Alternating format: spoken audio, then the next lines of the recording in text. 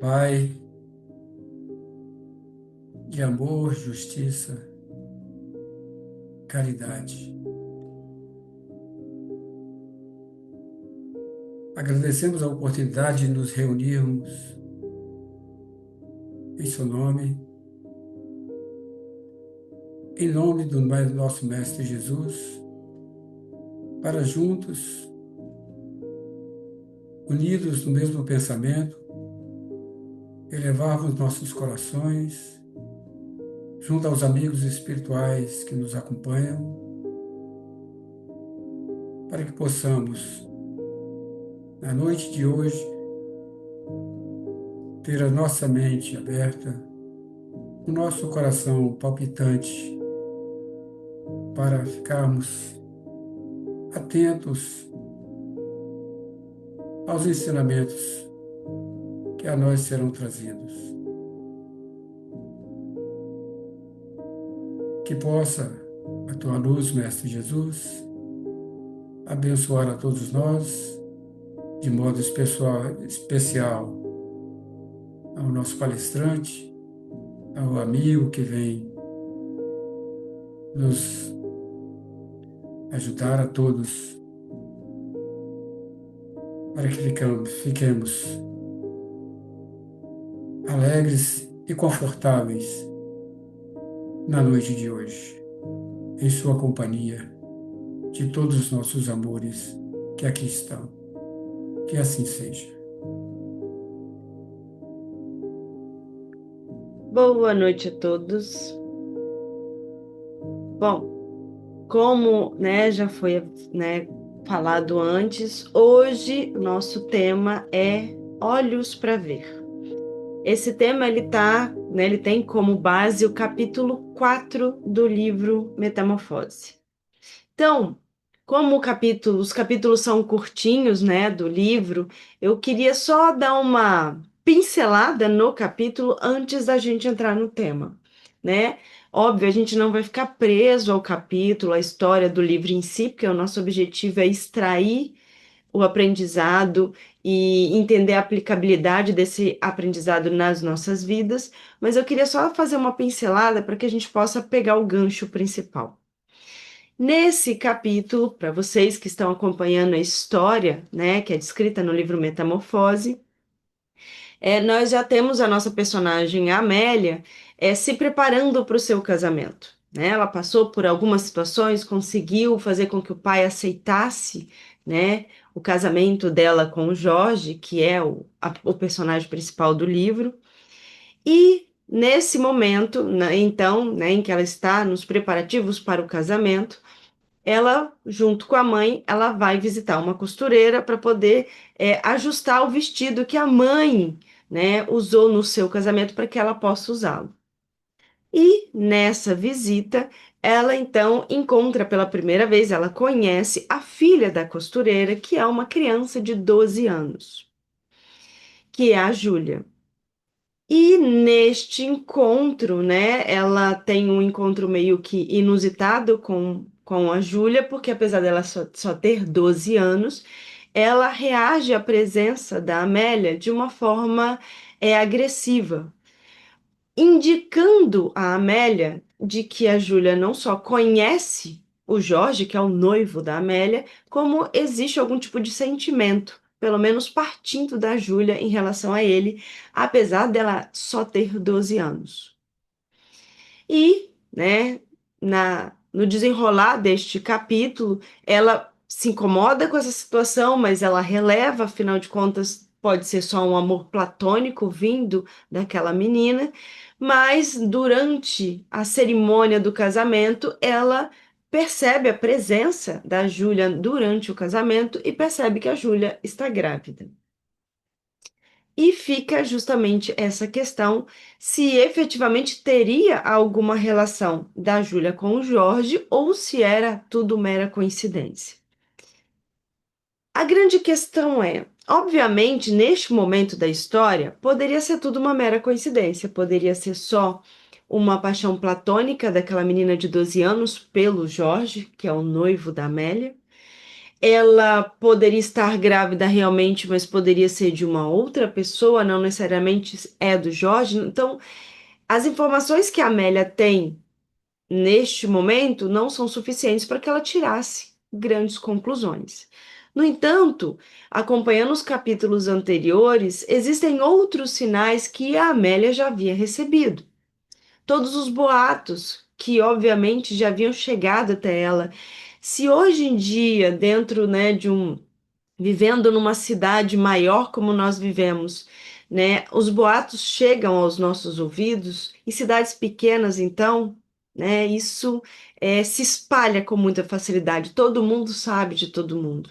Então, os boatos sobre o comportamento, sobre o caráter do noivo, né, da Amélia, do comportamento e o caráter do Jorge, já haviam chegado até ela, né? Principalmente porque ele tinha um comportamento não moralmente muito aceito, um comportamento violento e agressivo, e que era, né, pauta para muitas conversas, para muitos boatos. E ela também tinha sido alertada pelo próprio pai, que tinha sido, né, veemente, ele tinha sido muito contra o relacionamento no início, mas acabou cedendo. Então, não dá para dizer que a Amélia não havia recebido alertas, que ela não havia recebido sinais, não dá para dizer que ela não havia sido avisada. E a grande pergunta é: por que, apesar disso tudo, dos boatos que ela já tinha chegado até ela, dos alertas dos pais, principalmente do pai dela, do fato dela ter visto a Júlia, da Júlia ter indicado que tinha um relacionamento com o noivo dela, o fato da Júlia estar grávida, porque apesar de todos esses sinais, apesar de todas essas evidências, ela ainda se fechou para tudo isso e preferiu ignorar. E aí a gente está, né, no tema da nossa palestra de hoje, que é olhos para ver. Por que que nós, apesar de muitas vezes estarmos diante da situação, nós ainda assim não vemos a situação? Por que que algumas coisas que aos olhos de muitos é tão óbvia, para nós não é? Diversas vezes as pessoas vêm e nos alertam, olha, está acontecendo isso, você não está vendo isso, mas para você, tudo aquilo que as pessoas estão falando não faz sentido, até o momento que começa a fazer. Mas por que que por diversas vezes o que é óbvio para todo mundo, para você não é? E é justamente sobre isso que nós vamos conversar. E aí eu vou trazer aqui, é, dentro, né, do alguns pontos de vista, algumas coisas que podem justificar esse nosso comportamento e como que nós podemos trabalhar este comportamento para estarmos mais atentos ao que a vida nos traz. Primeira coisa, vamos entender o seguinte.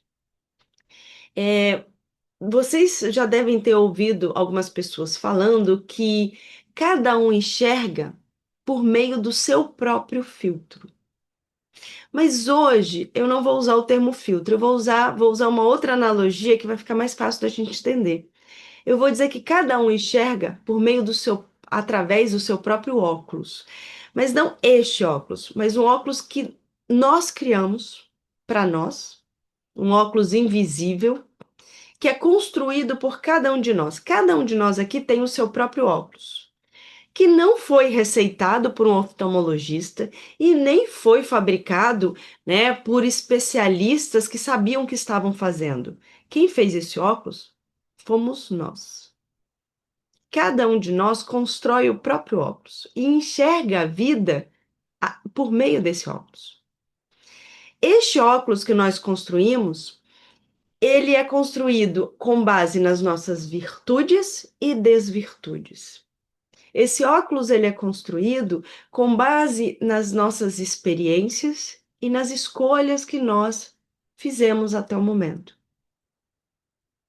As escolhas que nós fazemos que acabam, de certa forma, lapidando as nossas virtudes, né? Todas as nossas boas escolhas, todas as virtudes que nós já conseguimos lapidar, permitem que nós consigamos enxergar a nossa estrada com mais clareza. Então, à medida que durante a nossa vida nós vamos lapidando a nossa paciência, a nossa resiliência, a nossa fé, a nossa esperança, tudo isso vai nos permitindo enxergar a vida com mais clareza. À medida em que você alimenta a sua fé, as coisas que surgem na sua estrada passam a ser vistas de forma mais clara, de forma mais objetiva e com menos dor. À medida em que você alimenta a sua esperança, alimenta a sua resiliência, que você lapida e trabalha a sua paciência, os aprendizados que a vida vai te trazendo, eles surgem e você os enxerga de forma mais clara, de forma mais tranquila. Então é como se essas virtudes fossem aprimorando a sua visão, permitindo que nessa estrada que nós estamos trilhando, nós consigamos enxergar as coisas com mais clareza, de forma mais nítida. Só que ao mesmo tempo, as desvirtudes que nós alimentamos vão anuviando a nossa visão. As desvirtudes que nós vamos alimentando durante a vida vão dificultando a nossa capacidade de distinguir os obstáculos que encontramos, né, na nossa caminhada, vão nos dificultando entender os aprendizados presentes nesses obstáculos. E por diversas vezes nós acabamos caindo por conta disso. Sabendo disso, que cada um de nós enxerga através deste óculos que cada um de nós constrói, com base nas nossas experiências e escolhas, nós entendemos que ninguém enxerga a vida da mesma forma. Então, a forma como eu enxergo a minha vida, a forma como eu enxergo o mundo, a forma como eu enxergo as situações que eu vivencio, não é a mesma forma que aquele que está andando do meu lado. Mesmo que a estrada seja a mesma, mesmo que passemos pelas mesmas situações, nós enxergamos a situação de formas diferentes. Então, por que que uma situação que é tão óbvia para uns não é óbvia para outros? Porque cada um de nós está enxergando pelo seu próprio óculos, que é particular e individual, construído com base em toda a jornada que a gente trilhou até agora. Então, se eu tenho o meu óculos, né, que me permite enxergar claramente por conta das virtudes que eu já consegui construir, mas por outro lado, me cega por conta de algumas outras desvirtudes, eu consigo enxergar a minha caminhada de um jeito que mais ninguém vai conseguir. E, portanto, eu vou ver algumas coisas de forma mais óbvia, com mais clareza, mas outras eu vou estar totalmente cega. As pessoas vão me apontar e eu vou falar, não estou vendo. E muitas vezes vou até criticar o outro, dizendo, você está vendo coisas. Porque eu não estou vendo o que você está vendo. E isso é natural, isso é normal. Porque ninguém enxerga o mundo da mesma forma que o outro. O problema é que a gente tem a tendência de querer comparar. Se eu estou vendo que o Argeu está se caminhando para o abismo, e para mim isso é óbvio e claro, por que que ele não está vendo isso? Se para mim é tão óbvio que as escolhas que ele está fazendo são escolhas equivocadas, por que que ele não está enxergando isso? Porque eu estou vendo a situação do Argeu pelo meu prisma, pelo meu filtro, e ele está vendo pelo filtro dele. Além disso, tem uma outra questão extremamente importante. Esse óculos que eu construí durante a minha jornada, muitas vezes ele funciona bem de longe, mas não de perto. Então, às vezes, eu consigo enxergar uma situação de longe com muita clareza, mas de perto não, né? É como se eu tivesse o meu óculos para miopia, ou seja, eu consigo enxergar o que está lá longe, mas as coisas que estão aqui perto eu não consigo ver. Por que que eu estou dizendo isso? Porque é muito fácil eu avaliar a vida do outro, eu consigo ver claramente o que o outro está vivendo, mas quando eu passo pela mesma situação, eu não consigo enxergar as coisas da mesma forma. Eu consigo opinar na vida do outro, e quando eu passo pela mesmíssima situação que o outro passou, eu não consigo ver aquilo que eu estava apontando com grande clareza na vida do outro. Quando era com outro, era claro, nossa, você está cometendo um erro. Mas quando eu estou cometendo o mesmo erro, eu não consigo ver, porque eu estou dentro da situação. E, consequentemente, eu estou emocionalmente muito ligada à situação.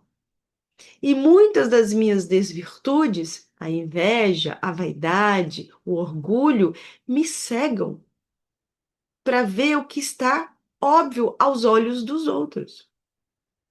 Eu já vou deixar você falar, Adriano.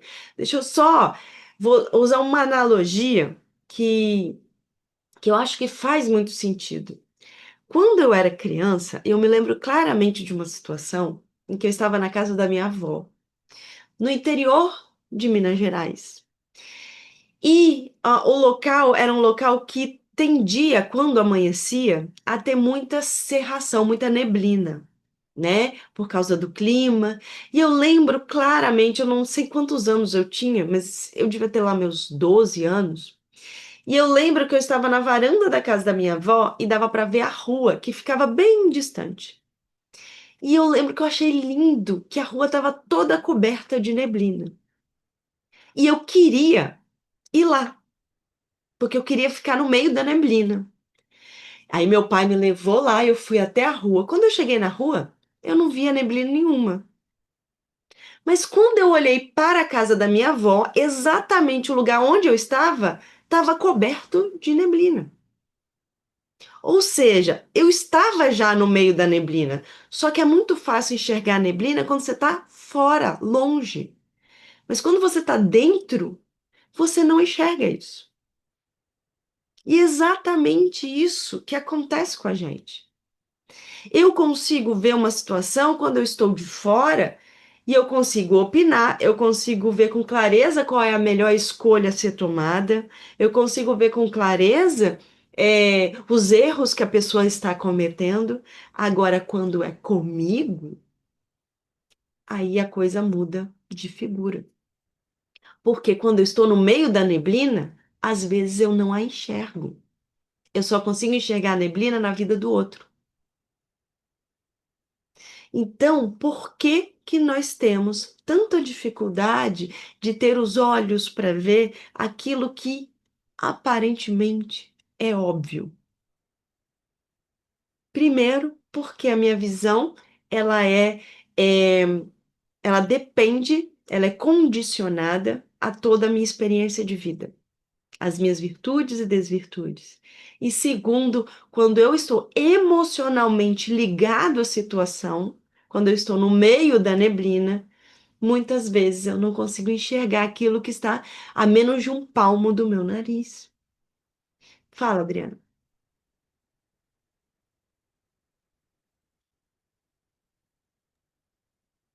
Você já está respondendo a pergunta, mas eu vou fazê-la, porque se você quiser complementar, o que é essa incapacidade de não enxergar o que acontece na minha vida e é tão óbvio ou nítido para o outro? Então, o que é essa incapacidade? Vamos lá. Quando o outro avalia a minha vida, ele não está, ou está muito pouco, né, emocionalmente ligado à situação.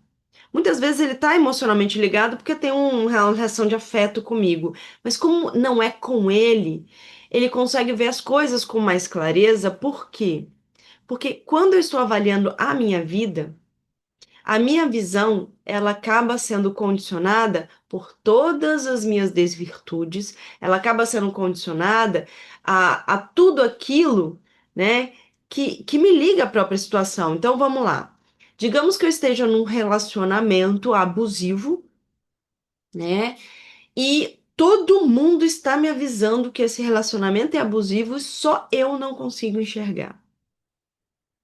Por que que as pessoas conseguem enxergar isso e eu não? Porque além, né, desse relacionamento abusivo, esse relacionamento ele tem é, outras características que eu consigo ver e outras pessoas não. Tem um apego emocional, tem o afeto que eu alimento por essa pessoa, tem toda uma história construída com essa pessoa. Então, tem várias outras coisas que me afetam, mas que não afetam o outro.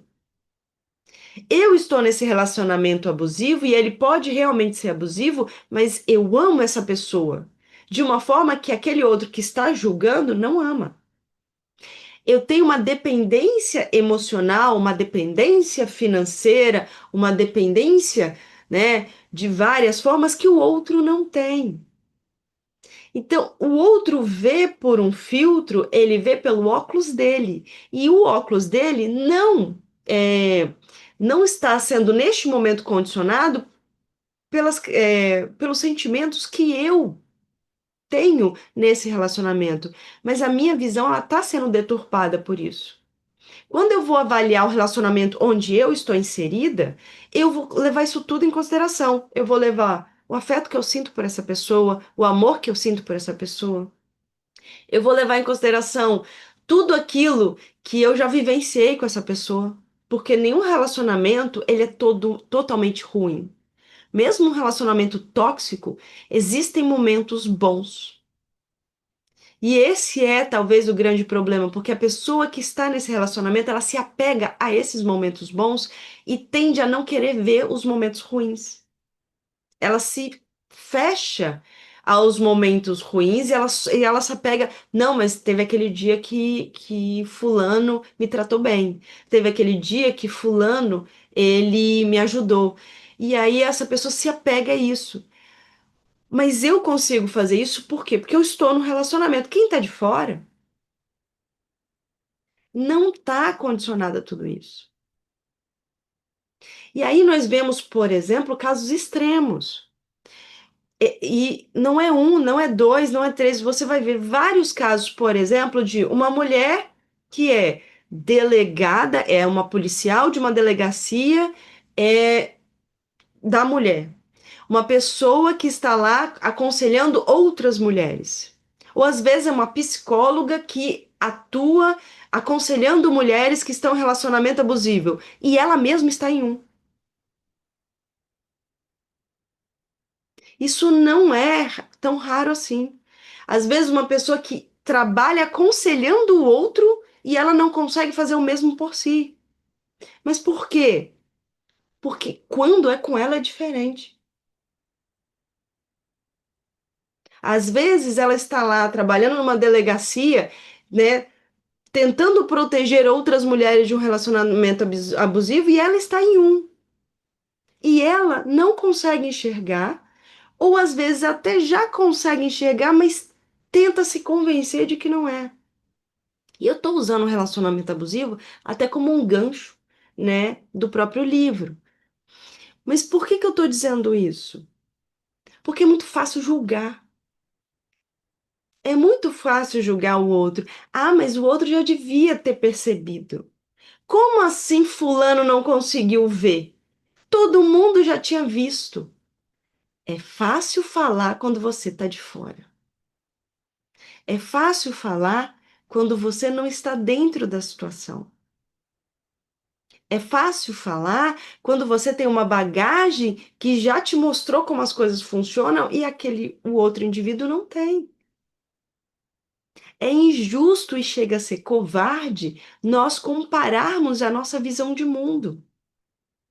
Se eu consigo ver, todo mundo tem que ver. Não, eu consigo ver. Por quê? Porque eu já vivenciei situações que me permitiram enxergar a vida dessa forma. E talvez eu já tive em situações até piores que essa pessoa que eu estou julgando. E só por isso que hoje eu consigo ver. E eu consigo ver no relacionamento do outro, porque muitas vezes eu não consigo ver no meu próprio. Porque quando eu estou no meio da neblina, eu não a enxergo. Porque tem muita coisa associada aí. São muitos sentimentos que se associam. Não é tão fácil, não é tão é, simples nós separarmos uma coisa da outra. Todos os sentimentos eles afloram juntos.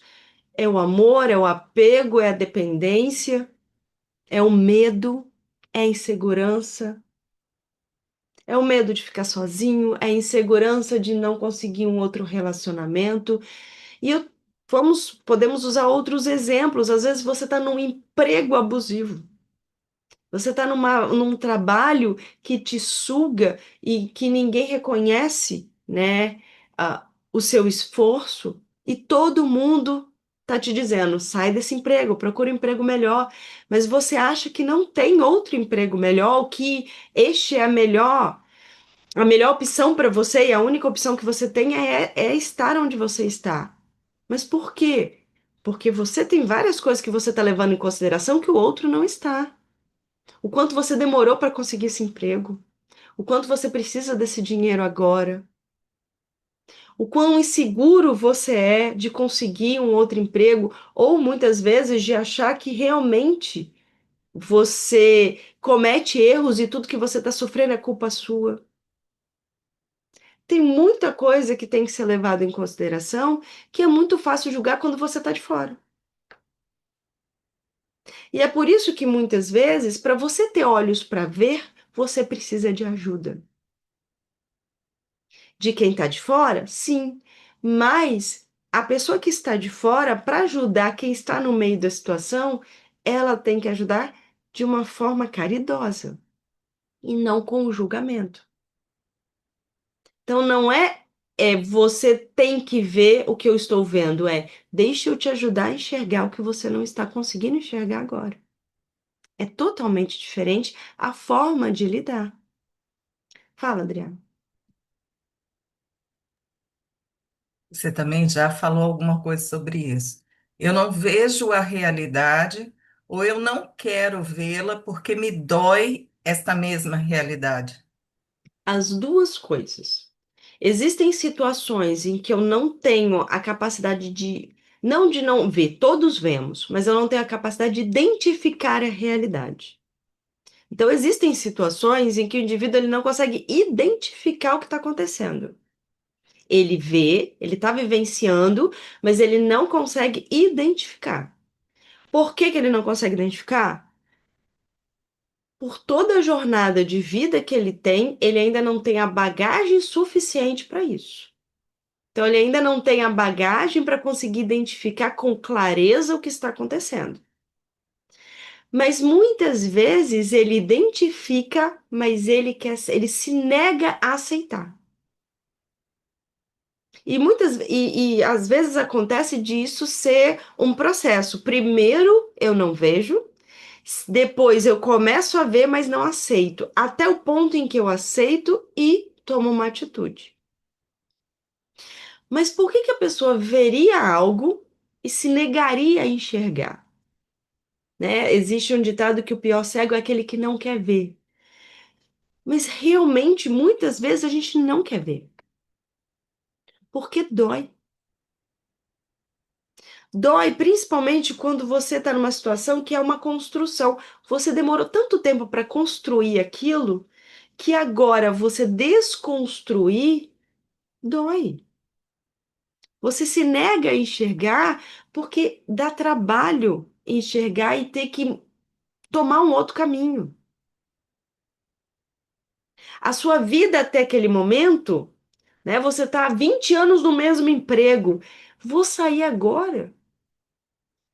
E se o emprego que eu conseguir o próximo for pior? E se o emprego que eu conseguir o próximo não der certo? E se? E se? E você fica nesse medo de sair dessa zona de desconforto?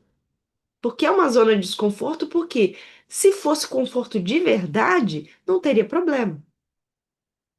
Você está percebendo que algo está errado porque é desconfortável. Mas apesar de ser desconfortável, ainda assim é melhor do que a insegurança do desconhecido. Tem muitas pessoas que se mantêm em relacionamentos abusivos, em relacionamentos tóxicos, porque tem medo de estar fora desse relacionamento e ser pior. Tem muitas pessoas que continuam vivenciando uma mesma situação dolorida, né? Independentemente se é relacionamento ou não, né? Com outro indivíduo, mas porque fora dali é um desconhecido que pode ser melhor, mas talvez seja pior. E se for para sofrer, que seja pelo menos um sofrimento que eu conheça, que eu já aprendi a lidar, que eu já tenho os meus subterfúgios para anestesiar essa dor. E aí nós vamos nos mantendo nessa situação até que se torna insustentável. Então, sim, por diversas vezes nós enxergamos. Por diversas vezes nós percebemos. Mas queremos esconder isso do mundo e principalmente de nós mesmos. Primeiro, porque dói admitir que o outro estava certo o tempo todo. Porque muitas vezes a pessoa estava lá, esse caminho que você está tomando não é o ideal, esse caminho que você está tomando não é ideal. Quando você percebe que realmente não é o ideal, você vai ter que admitir que estava equivocado e que o outro estava certo. E não é fácil fazer isso. Principalmente quando o outro, né, vai ter o maior prazer em encher a boca de dizer eu te avisei. Isso dói. Então, é complicado você admitir eu estava errado e o outro estava certo. Dói por quê? Porque você construiu esse caminho, você está trilhando esse caminho há tanto tempo que agora tomar um outro caminho, né? Começar entre muitas aspas do zero, porque nunca é do zero, não é uma tarefa fácil. Então, tem pessoas que continuam teimando naquele caminho, mesmo sabendo que não é o caminho ideal. E tá tudo bem, porque é uma escolha nossa. E essa nossa dificuldade, né, de enxergar e depois de admitir o que estamos enxergando faz parte do nosso processo de crescimento. Nós só precisamos é estar atentos a isso. Fala, Adriana.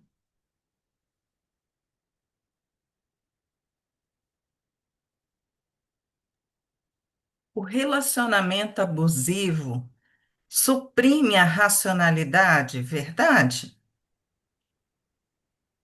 Muita coisa suprime a nossa racionalidade, né?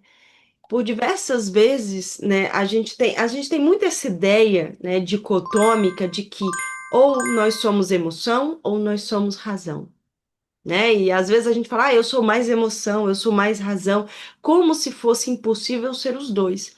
O ideal é que nós pudéssemos trabalhar a nossa emoção de forma racional, né? A inteligência emocional, que é uma coisa que nós precisamos trabalhar e é trabalhosa, literalmente. Você sentir a emoção, você raciocinar sobre aquilo que você está sentindo, perceber por que está sentindo aquilo e fazer as escolhas baseadas em todo esse processo. Não é simples. Nós não estamos acostumados com isso. Nós aprendemos durante muito tempo de que ou nós tínhamos que ser razão ou tínhamos que ser emoção, quando na verdade sempre o ideal foi ter o equilíbrio entre os dois. Então, a questão do relacionamento abusivo, né, não é que ele nos impede de ser racional, mas determinados sentimentos acabam nos cegando diante do óbvio. E esse óbvio passa a não ser tão óbvio assim.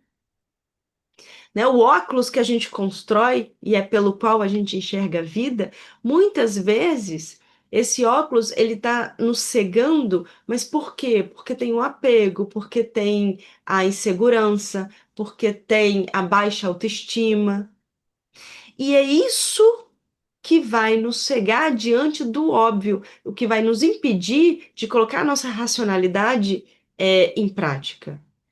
E consequência disso é o relacionamento abusivo. Então eu diria que não é o relacionamento abusivo que nos impede de ser racional, mas é a falta de racionalidade que nos faz entrar em relacionamentos abusivos. Então, o caminho talvez seja o inverso. Então, eu estou no relacionamento abusivo e por isso não consigo ser racional. Eu diria que eu só entrei no relacionamento abusivo porque eu não fui racional. E, obviamente, você acaba entrando num ciclo, porque aí esse relacionamento abusivo alimenta, retroalimenta a minha insegurança, a minha dependência, e aí eu vou cada vez mais abandonando essa minha racionalidade e me entregando a determinadas emoções. Emoções essas que muitas vezes me machucam. Mas eu tô falando assim como se fosse muito simples, né? Eu sair desse ciclo, mas não é. E geralmente eu vou, o indivíduo ele vai precisar de ajuda para conseguir sair desse ciclo. Porque para eu ter entrado nesse ciclo, já existia muita coisa antes. O relacionamento abusivo, ele é raiz de muitas coisas, mas ele também é consequência de muitas coisas. O relacionamento abusivo, ele surge por consequência de vários quesitos que existem em mim e, consequentemente, também vai criar, né, traumas e situações que vão mais para frente gerar consequências. Então, é algo tão complexo que não dá para dizer com simplicidade, ah, é só ser racional. Se fosse tão simples assim, a humanidade eu não diria nem que nós estaríamos em regeneração, a gente já estaria há anos-luz no nosso processo evolutivo. Nós demoramos tanto para evoluir porque não é tão simples assim. Isso demanda de tempo, isso demanda de esforço e principalmente de auxílio daqueles que caminham ao nosso lado. E nós, no papel de auxiliadores, precisamos ter a caridade de auxiliar sem a cobrança e o julgamento. Nós, no papel de auxiliados, precisamos cada vez mais tentar sermos vigilantes e abrirmos os nossos olhos para tentar enxergar esse auxílio que nos chega. Fala, Adriana. É, quando enxergarmos que estamos em um relacionamento que não é bom e decidimos sair para recomeçar e percebemos que estamos na mesma situação.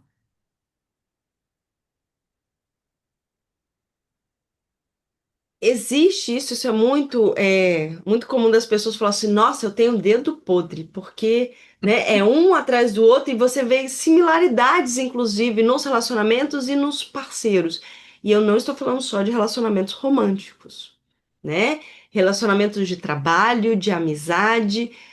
Você muitas vezes você vê a situação se repetindo. Por quê? Porque o mundo está colocando esse tipo de relacionamento na minha frente? Não, porque eu estou buscando esse tipo de relacionamento. Não racionalmente, óbvio, mas eu estou buscando por quê? Porque são os meus sentimentos. Lembra do óculos? Se eu não parar e limpar esse óculos, eu vou continuar enxergando a vida do mesmo jeito. Então, se eu entrei num relacionamento, independentemente de qual seja, romântico, de trabalho, de amizade, se eu entrei nesse relacionamento, se eu estou nesse relacionamento porque eu tenho uma baixa autoestima, eu posso, e eu não trabalho a minha autoestima, eu vou terminar esse relacionamento e vou entrar em outro semelhante. Porque a causa continua existindo, eu não trabalhei a causa. Eu não estou colocando, vamos entender aí, eu não estou colocando aí a culpa na vítima, né? Estou, digamos, num relacionamento abusivo romântico, em que uma pessoa, né, neste relacionamento abusivo, ela acaba sendo vítima de agressão, vítima de abuso, né, por parte do outro. Eu não estou dizendo que a pessoa é a culpada, porque no relacionamento todos os envolvidos têm a sua parcela de responsabilidade. Mas a questão é, se eu me coloquei fragilizada a este ponto, né, de me sujeitar a esse tipo de relacionamento, e eu não consegui trabalhar em mim o que me levou a isso, se eu não conseguir identificar em mim o porquê que eu entrei nesse relacionamento e porquê que eu me mantive nesse relacionamento por tanto tempo, se eu não trabalhar isso em mim, eu vou provavelmente entrar em um próximo. Então, se a minha insegurança, se é a minha baixa autoestima, se é o meu apego excessivo, se são essas questões da minha vida que me fazem entrar num relacionamento desse tipo e me manter num relacionamento desse tipo, mesmo que ele termine, eu possivelmente vou entrar em outro. Então, se eu sou uma pessoa extremamente submissa, em que todo emprego que eu entro, todas as pessoas abusam de mim e eu permito, no próximo emprego vai acontecer da mesma forma. Por quê? Porque sempre vai ter alguém querendo pisar em cima de mim. Não porque as pessoas me perseguem, mas porque existem pessoas que são abusivas, que ainda não conseguiram trabalhar isso nelas. E quando uma pessoa abusiva, ela consegue ter sucesso? Quando ela encontra uma pessoa que se permite ser abusada. Não que esta pessoa seja culpada. Ambos precisam de ajuda. Ambos precisam lidar com as suas questões. Ambos têm a sua parcela de responsabilidade e talvez uma parcela maior para uma parcela menor para outro, mas a questão é: eu não mudo o outro. Eu só posso mudar a mim. Então, se eu sou, entre aspas, a vítima deste relacionamento, não adianta, eu não vou conseguir mudar o abusador. O que eu posso fazer é me afastar dele. Mas eu posso, neste processo, também trabalhar em mim para que eu possa entender o que eu posso mudar em mim para não entrar num novo relacionamento semelhante a esse. Esse é o olhos para ver. Porque muitas vezes isso é tão claro para todo mundo. É tão claro, eu estou aqui, né, falando, né, que a pessoa que está num relacionamento abusivo, muitas vezes ela se deixa abusar por conta da sua insegurança, por conta da sua baixa autoestima, por conta do seu apego excessivo. Percebe como é fácil eu apontar os motivos? Mas quando sou eu que estou nessa posição, eu não consigo ver isso com tanta clareza. Então eu preciso fazer o quê? Começar a estar mais vigilante às situações que eu vivencio para aprender com essas situações, estar mais vigilante aos conselhos que eu ouço, às críticas que eu ouço, mesmo quando essas críticas elas são feitas de forma não caridosa. Porque tudo que me chega é oportunidade de aprendizado, até mesmo as ofensas. É estar vigilante ao que a vida está me mostrando o tempo todo. Então, este é o meu papel, por quê? Porque mudar o outro eu não vou conseguir. Eu posso ajudar o outro a mudar. Eu só mudo a mim mesmo. Fala, Adriana. Eu acho que você é médium. Termos olhos para ver também tem a ver com a existência das bênçãos de Deus, coisas boas ou não tão boas, que nos recusamos a enxergar aquela essência da bondade divina em cada experiência. Então, quem nunca, em algum momento da vida, não virou numa oração ou num momento de desespero e falou assim: Deus, por favor, me dá um sinal? Né? Quando você segue a doutrina espírita, você ainda pede para o mentor: por favor, mentor, me dá um sinal. O seu mentor está com uma lanterna, um holofote, gritando ao seu redor, mas você se nega a enxergar. A vida, ela sempre vai nos mostrar. E às vezes a gente costuma dizer, ah, não, mas esses sinais, eles são sutis. Não, eles estão em neon. Somos nós que temos dificuldade de enxergar. Por quê? De novo, porque muitas vezes eu estou me deixando cegar pelas minhas questões pessoais, as minhas desvirtudes, as minhas imperfeições e as minhas limitações. Eu me deixo cegar pela minha inveja, eu me deixo cegar pela minha impaciência, eu me deixo cegar, pela minha intolerância, eu me deixo cegar pelo meu ciúme, eu me deixo cegar pelo meu medo. E aí, o que às vezes está brilhando, todo mundo está vendo, eu não consigo ver. Além disso, existe uma falsa ideia nossa, nós criamos na nossa cabeça uma expectativa de que o sinal vai ser deste jeito. E muitas vezes o sinal vem de uma forma diferente, mas não deixa de ser um sinal. Então, a vida, ela vai te proporcionar oportunidades para que você enxergue tudo isso. O seu mentor vai te intuir. Ele está te intuindo o tempo todo qual é a melhor escolha a ser feita, qual é o melhor caminho a ser escolhido. Ah, mas a intuição nem sempre é tão claro, tão fácil de eu perceber. Sim, mas não é só a intuição.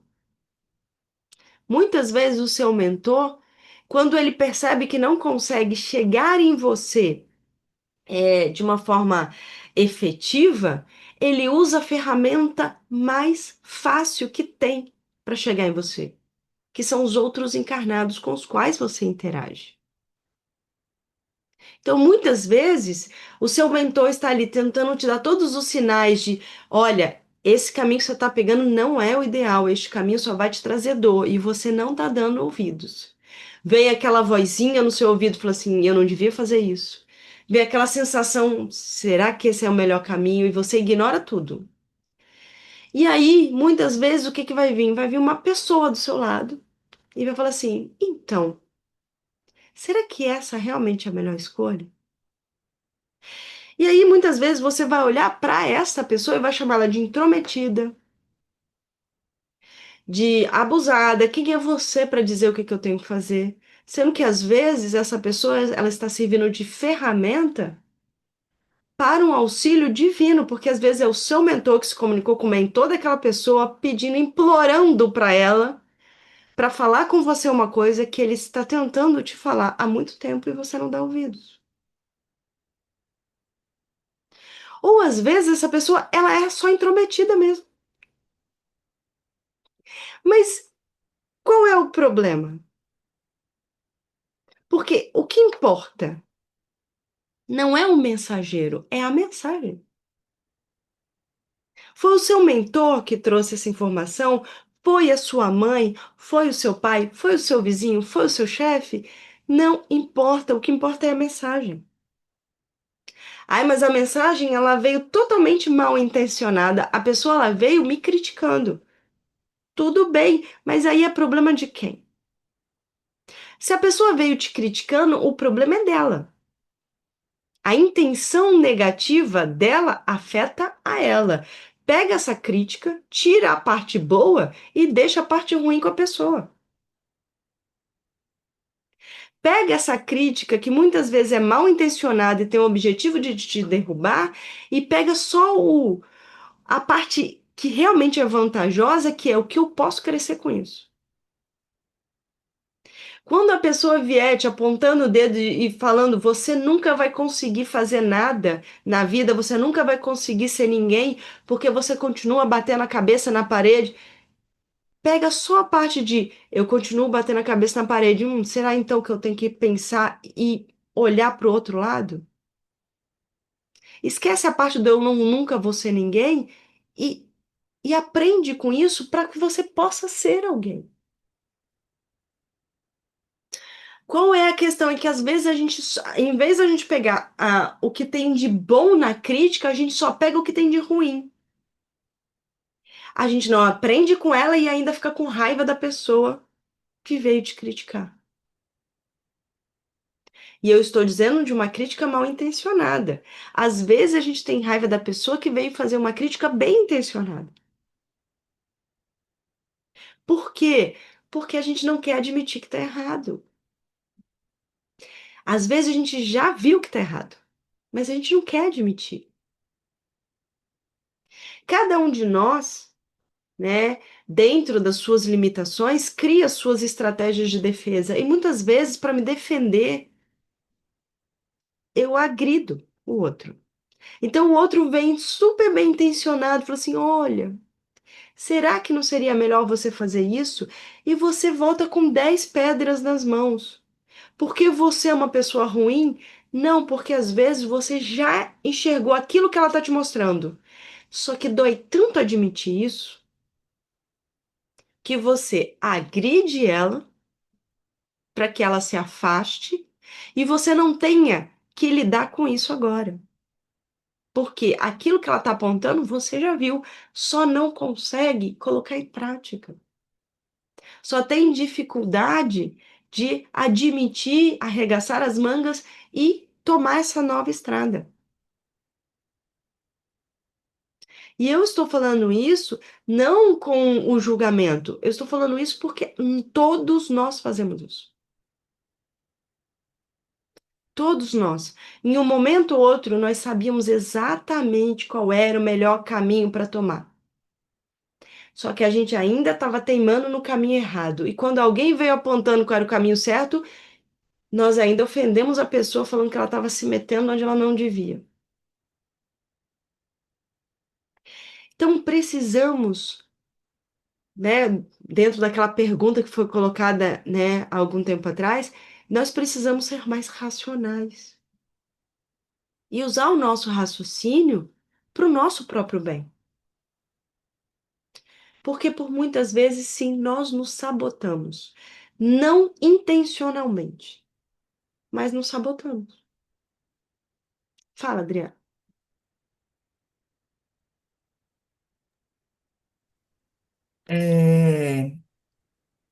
É, não é uma pergunta, é uma afirmativa, mas eu acho que tem um pouquinho a ver com o que você está falando, e também eu acho que isso faz com que alguns palestrantes eles se abram a sua cabecinha e vejam a importância de si mesmos, né? Que seja na sexta, que seja na terça ou na quarta. Então, vamos falar aqui. A cada dia, a cada palestra, fico mais e mais impactada. Quando cada palavra parece que foi direta para nós, vai direto no coração, na razão. Como eu amo estar aqui e ter essa oportunidade de aprender cada vez mais. E direi que essa visão não é só desta pessoa, não. É a visão de todos nós, inclusive de quem está dando a palestra. Muitas vezes você está assistindo uma palestra numa casa espírita, seja online ou presencialmente, e a pessoa fala assim: Nossa, a palestra foi feita para mim. E o palestrante lá na frente falando, pensando a mesma coisa. Eu tô dando essa palestra é para mim, não é para ninguém que está aqui. Porque todos nós temos algo a aprender. E nós precisamos entender o seguinte: é, quando eu não consigo fazer alguma coisa, eu não consigo pôr em prática, mas eu já consigo enxergar, isso não me impossibilita de eu tentar abrir os olhos do outro. O que que acontece? Né? Por muito tempo eu não consigo ver, eu não tenho olhos para ver. Literalmente, eu não tenho olhos para ver, todo mundo está me apontando o caminho e eu não consigo enxergar. Isso é uma etapa do nosso processo de crescimento. Existe aquela fase em que você não enxerga. Próximo passo é: eu consigo enxergar, só não consigo seguir este caminho. Eu já vi as placas, eu já vi que aquela estrada é melhor do que eu tomei, mas eu ainda não consigo pegar aquela estrada. Todos nós já passamos por essa situação. Eu sei o que eu deveria fazer, mas eu ainda não consigo fazer. E isso é normal. Isso faz parte do processo de crescimento, porque evolução não dá saltos. Então, primeiro eu não consigo ver, depois eu vejo e não consigo fazer, depois eu vou tentar fazer, vou cair, vou tentar fazer, vou cair, até o momento que eu vou conseguir fazer de forma natural. Durante esse período em que eu consigo ver, mas eu não consigo fazer, muitas pessoas acham que não podem aconselhar o outro. Por quê? Que hipócrita da minha parte dizer ao outro o que fazer se eu não faço. Isso não é hipocrisia. Hipocrisia é eu exigir do outro e eu não fazer. Agora, eu aconselhar o outro, mesmo que eu não consiga fazer, não é hipocrisia. É sinal de que eu já tenho a capacidade de auxiliar o outro e, querendo ou não, neste processo eu estou me auxiliando. Porque cada conselho que eu dou para o outro e dou para mim. Toda vez que eu verbalizo algo, não é só o outro que está me ouvindo, eu estou me ouvindo também. Então, quando eu consigo ver, mas eu não consigo fazer, mas eu ajudo o outro a ver também, aos poucos eu também consigo construir isso na minha vida para que eu consiga pegar essa estrada. Então, essa observação, essa afirmação que foi feita é maravilhosa porque quando um palestrante dá palestra, não quer dizer que ele segue aquilo tudo, não. Nossa, os palestrantes são todos santos, porque eles estão ali falando, né, como é fácil. Não quer dizer que ele consiga colocar em prática. Muitas vezes ele sabe que tinha que ser feito daquela forma. Ele ainda não consegue fazer. A hipocrisia da parte dele? Não. Hipocrisia se ele estivesse exigindo. Você tem que fazer assim. Isso é hipocrisia. Se nós esperássemos que pessoas santas chegassem à Terra para nos aconselhar, seria complicado. Porque se nós esperássemos sermos santos para ajudar o próximo, ninguém ia ajudar ninguém. E Jesus ia ter um trabalho dobrado, porque ele ia ter que ajudar dobrado todo mundo, sozinho. Nós conseguimos ajudar o próximo a enxergar o caminho dele, mesmo que a gente ainda não consiga trilhar um caminho perfeito. Todos nós estamos trilhando uma estrada, cada um com um palito de fósforo aceso, que ilumina mal ao redor da minha mão. Só que o meu palito de fósforo com o palito de fósforo da Adriana, do Argel, a gente consegue iluminar mais esse caminho. Então, quando eu auxilio o outro a enxergar, eu estou auxiliando a mim mesmo. Então, quando a gente fala que nós temos que ter olhos para ver, mas que nós não mudamos o outro, eu tenho que ter olhos para ver, eu tenho que estar vigilante para enxergar o que a vida está me mostrando, isso não significa que eu não possa auxiliar o outro a enxergar e me abrir para o auxílio que o outro me traz. Nós crescemos dessa forma. A espiritualidade está o tempo todo nos alertando para os caminhos mais corretos a serem tomados. Toda vez que você pediu um sinal a Deus, Deus mandou esse sinal. Só que você não viu. Ouviu e não o percebeu como um sinal.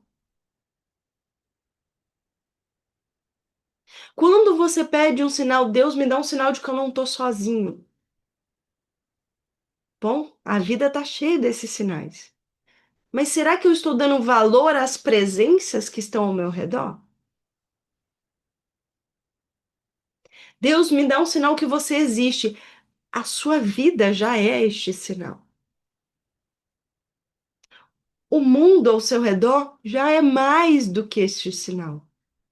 Mas nós esperamos o quê? Uma luz vinda do céu com anjos tocando harpa. Não vai acontecer. Ah, os sinais são muito sutis. Não, eles não são sutis, eles são extremamente gráficos. Só que o problema é que a gente não dá o devido valor. Por favor, Deus me ajuda. Aí vem uma pessoa e fala assim: Giane, você está precisando de ajuda? Você quer conversar? Aí você ignora essa pessoa, porque você quer a ajuda de Deus. Deus mandou uma pessoa para te ajudar. Existe aquela história, né, da pessoa que, né, está no meio de uma enchente, e essa história é maravilhosa, todo mundo deve conhecer. Tá a pessoa lá no meio de uma enchente, em cima do telhado, pedindo a Deus: Deus, por favor, me ajuda, eu não quero morrer aqui. Aí vem um helicóptero. A pessoa: não, tô esperando Deus. Veio um barco: não, tô esperando Deus. Veio uma pessoa nadando com uma jangada: não, tô esperando Deus. Quando a pessoa desencarna e vai para o céu, fala: Deus, você não me ajudou. Ele falou: eu mandei helicóptero, eu mandei barco, eu mandei jangada, e você ignorou toda a ajuda. Nós muitas vezes criamos uma expectativa muito grande do que é o auxílio divino. Quando o auxílio divino, ele já existe. E talvez este seja o problema. A gente espera o auxílio divino vir. E como a gente espera ele vir, a gente espera que seja uma coisa diferente do que eu vivo. Mas como ele já veio, como o auxílio divino já é constante na minha vida, ele já faz parte da minha vida. E aí eu não consigo distingui-lo da minha própria vida. Porque é a minha vida. Estar encarnado já é um auxílio divino. Ele me permitiu estar aqui na matéria para colocar em prática tudo que eu já aprendi, para eu poder espiar os meus equívocos. Deus me ajuda a evoluir. Eu te coloquei na Terra para isso, minha filha. Eu já estou te ajudando. Só que o problema é que a gente espera algo, né? É, cinematográfico. Como se Deus realmente fosse aparecer aqui na figura do Morgan Freeman, não sei, né, para me dar um conselho, mas ele não vai fazer isso porque ele já está fazendo de várias outras formas. E muitas vezes você está sendo ferramenta. Deus está te usando para ajudar o próximo e você nem está percebendo isso também. Porque a gente está falando da ajuda vindo para você, mas você também é ferramenta de ajuda para o próximo. Então, esses sinais que a gente pede, eles já estão aí. E é o engraçado que a gente fica pedindo, e quando vem algo realmente cinematográfico, aí a gente fica com medo, né? Ai, Deus me ajuda, aí apaga a luz da casa, aí você pronto, entra em desespero. Deus me dá um sinal, aí um raio cai do lado da sua casa, mas o sinal já estava ali. O sinal são as pessoas que estão ao seu redor, é a sua vida, são as oportunidades de aprendizado. Ter olhos para ver, que é uma frase que o próprio mestre usou. Nós precisamos ter olhos para enxergar, nós precisamos ter ouvidos para ouvir. Mas a questão é, mesmo agora que não temos olhos para ver e ouvidos para ouvir, o auxílio vem a si mesmo. Ele vem de um jeitinho que mesmo nós, meio surdos e meio cegos, ainda conseguimos recebê-lo. Não sei se você se lembra qual era o contexto em que Jesus disse essa frase, né? Que nós precisamos ter olhos para ver e ouvidos para ouvir. É quando ele é questionado de por que ele fala em parábolas, né? Os apóstolos perguntam por que ensina em parábolas? Porque as pessoas não conseguem entender de outra forma. Então eu explico assim para que elas consigam absorver o mínimo possível neste momento devido às limitações que elas têm. Mas quem tem olhos para ver e ouvidos para ouvir, vai conseguir absorver isso. E ele coloca isso para os apóstolos, e até mesmo os apóstolos naquele período, naquele momento, também não conseguiam entender tudo. Também não conseguiam enxergar tudo. Então, muitas vezes, os aprendizados vão vir para nós em forma de parábolas, né? Fantasiados de outras formas, porque é assim que a nossa limitação nos permite entender. Meio cegos e meio surdos, mas o auxílio ainda vem. À medida em que nós evoluímos, nós vamos conseguindo enxergar isso com mais clareza. Então, voltando para a nossa história do livro, o fato da Amélia não ter dado a devida atenção a todos os alertas que foram dados a ela, sobre o caráter, sobre o comportamento do seu noivo, né, do Jorge. Isso não fez com que ela, né, deixasse de aprender, muito pelo contrário. O fato dela não ter dado ouvido a todos os alertas, óbvio, gerou consequências dolorosas para ela e para outros envolvidos. Sim, gerou. Mas também gerou oportunidade de aprendizado. Então, mesmo na nossa cegueira, nós estamos aprendendo. Mesmo quando nós nos negamos a enxergar, nós estamos aprendendo. A questão é, vai ter um preço. Você ser invigilante e não estar atento à sua estrada vai fazer com que você tropece e caia em buracos. O que vai ser ótimo, porque a cada tropeço e a cada queda é um aprendizado, mas vai doer. Seria muito melhor que você tivesse ouvido os conselhos e desviasse dos obstáculos e dos buracos. Mas já que não ouviu, aprenda caindo. E que ótimo, estamos aprendendo. Então, mesmo quando a gente cai, mesmo quando a gente tropeça, por estarmos cegos diante, né, de toda a clareza da nossa estrada, ainda assim a gente aprende.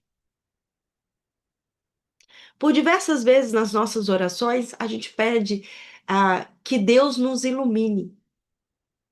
Todo mundo já deve ter orado dessa forma. E tá tudo bem, é uma oração perfeita. Mestre Jesus, Deus, ilumine o meu caminho. E aí, só uma brincadeira, eu fico imaginando Jesus com um holofote gigantesco falando assim, mas eu tô iluminando. É você que tá de olho fechado, meu filho. E é essa a questão. A gente pede que Jesus ilumine nosso caminho, sendo que ele já ilumina. Somos nós que precisamos abrir os olhos. Ter olhos para ver significa abrir os olhos que já temos, porque a luz já ilumina o nosso caminho. Ninguém está na escuridão. A escuridão que nós percebemos à nossa volta é gerada por nós mesmos. Porque estamos de olhos fechados, porque tampamos os olhos diante daquilo que a vida está nos mostrando.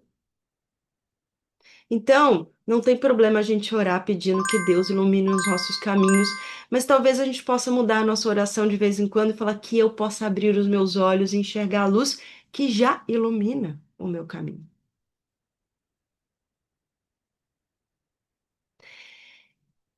Resumindo, temos olhos para ver, só precisamos usá-los. E ninguém vai fazer isso por nós, apesar daquele que está ao nosso lado poder nos auxiliar a aprender a fazer como, né? A entender como abrir os olhos. Mas somos nós que temos que abrir.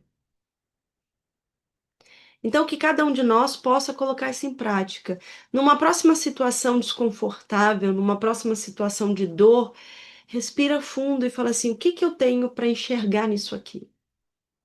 O que que eu posso aprender com isso aqui? Ah, é muito difícil. Sim, é muito difícil. Lembra, quando você está no meio da neblina, você não enxerga a neblina. Então, depois que a neblina passar, que eu posso olhar para trás e falar assim: o que que eu tinha para aprender lá? Se eu não consigo hoje ter olhos para enxergar no momento que acontece, que eu possa então enxergar depois. Porque é um processo. Então, que eu possa, neste momento, olhar para trás o que eu tinha para aprender ontem, quando eu estava sofrendo. Porque isso também vai me ajudar a crescer. Se não temos mais perguntas, eu acho que eu já estou, né, satisfeita no que a gente, né, tem de proposta para hoje. E ó, eu queria que a gente avaliasse ao final dessa palestra que isso tudo foi só um capítulo. E de capítulo de poucas páginas, que os capítulos são curtinhos. Por que que eu estou dizendo isso? Porque isso é ter olhos para ver. É você conseguir pegar uma coisa tão simples quanto o capítulo de um livro e conseguir enxergar como isso pode mudar a sua vida. Isso que a gente está fazendo aqui hoje é exatamente o que a gente conversou. É conseguir pegar uma coisa que parece tão simples, um acontecimento, uma história, uma experiência do meu vizinho, um conselho que eu ouvi, um capítulo de livro, e conseguir tirar dali aprendizado para a minha vida. Isso é ter olhos para ver. Porque se eu tiver olhos para ver, eu vou perceber que aprendizado está em absolutamente tudo. Na dor, na alegria, na tristeza, na euforia, em tudo. Como o próprio mestre disse, eu só preciso ter olhos para enxergar e ouvidos para ouvir. Agradeço a todos que me ouviram até agora e vou fazer a oração para a gente poder então encerrar. Mestre Jesus, que cada um de nós possa refletir sobre tudo o que ouviu e que cada um de nós possa, aos poucos, abrir os olhos, enxergando essa luz intensa, acolhedora, que sempre iluminou os nossos caminhos desde o princípio. E que à medida em que nos tornemos capazes de enxergar essa luz, possamos ajudar aqueles que estão ao nosso lado, refletindo essa luz em nós e auxiliando a eles, a cada um deles, a também abrir os seus olhos e enxergar. Enxergar como essa estrada, embora longa, ela é linda e enriquecedora.